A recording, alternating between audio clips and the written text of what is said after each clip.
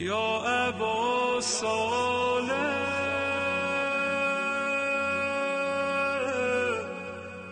Why all of these trials? Why all of these tragedies that befell the family of Rasulullah? To the extent that the Holy Prophet gets poisoned to death.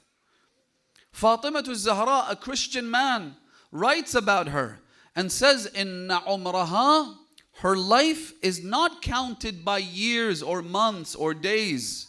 Her life is counted by the tragedies that she faced. لا بالأعوام بل بالآلام. Then Amir al-Mu'mineen, then Imam al-Hassan, then Imam al-Hussein. How do you make sense of all of this? The constant pain and tragedies that the Imams faced. Why did all that happen? Imam al-Hassan al-Askari responds to this question. Listen very carefully. He says, إن بني أمية وبني العباس وضعوا سيوفهم فينا لعلتين. This expression on its own is a musibah that requires tears of blood to be shed. He says that Bani Umayyah and Bani al-Abbas put their sword, inserted their sword into us for two reasons. The first, he says, is because they knew that they had no rightful authority. They knew that their governments were illegitimate. And when someone is a thief, they will strike preemptively. They will try to hurt the victims if they feel that the victim is going to come back and demand their right. They knew full well what they were doing. Reason number two, he says, because they had read in books, manuscripts, and they had researched this topic enough to recognize that the one who was given a divine mandate to destroy the tyrant's rule was the Mahdi. And so they killed us in order to eradicate the progeny of Rasulullah, and it wouldn't come to the Mahdi. In other words, they killed Rasulullah, then they killed Fatima Zahra, and they killed Muhsin, and they killed Imam al-Hassan and Imam al-Hussein in order to prevent the coming of the Mahdi. That was the whole objective. They killed Abdullah al-Radi', and their slogan was لا تبقوا لأهل هذا البيت من باقية.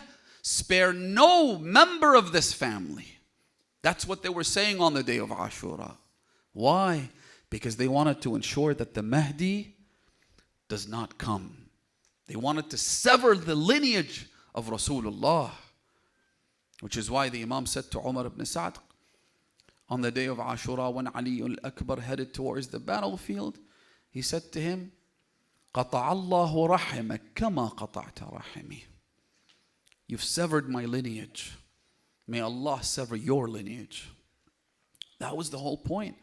And so, suddenly, it makes sense that the Imam of the time says, addressing Abu Abdullah al-Hussein, فَلَئِنْ أَخَّرَتْنِي الدُّهُورِ وعاقني عن نصرك المقدور ولم أكن لمن حاربك محاربا ولمن نصب لك العداوة مناصبا فلأندبنك صباحا ومساء ولأبكين عليك بدل الدموع دما حسرة عليك وغصة على مصابك وتلهفا حتى أموت بغصة الاكتئاب ولوعة المصاب.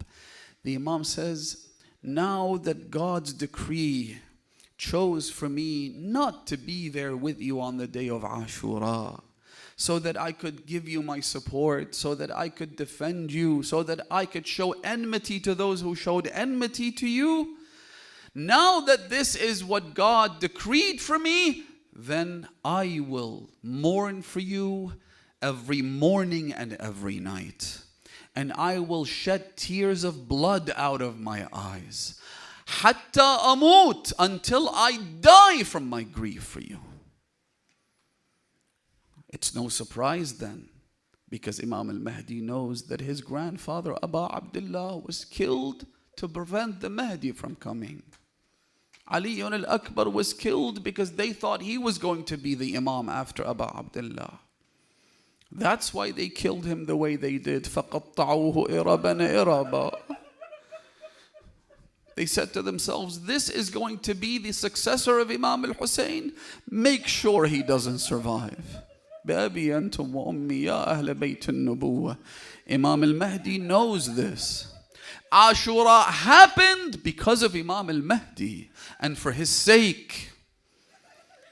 And because of that, my brothers and sisters, Ashura has to take a Mahdawi color. In fact, every single one of our occasions and commemorations has to take the color of Imam al-Mahdi. It's not just the 15th of Sha'ban. It's not just every Friday. Every single one of our occasions has to center around the Mahdi. May Allah hasten his reappearance. When we do that, suddenly our lives begin to change. When Imam al-Mahdi becomes the focal point of our lives, everything changes.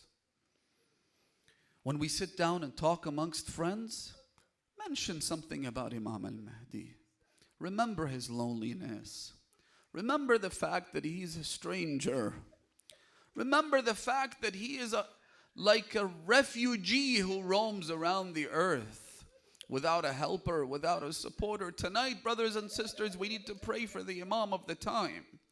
Tonight, if Imam al-Mahdi spends every morning and every evening crying for Abu Abdullah al-Hussein throughout the year, imagine what state he's in right now on the eve of Ashura. If he cries tears of blood every single day of the year, what happens to him tonight? That's why scholars have told us that on the eve of Ashura, put aside some charity, some sadaqah for the well-being of Imam al-Zaman. Because tonight, his condition is truly painful, truly difficult. Ajarakallah, baqiyatallah. اللهم كل ولي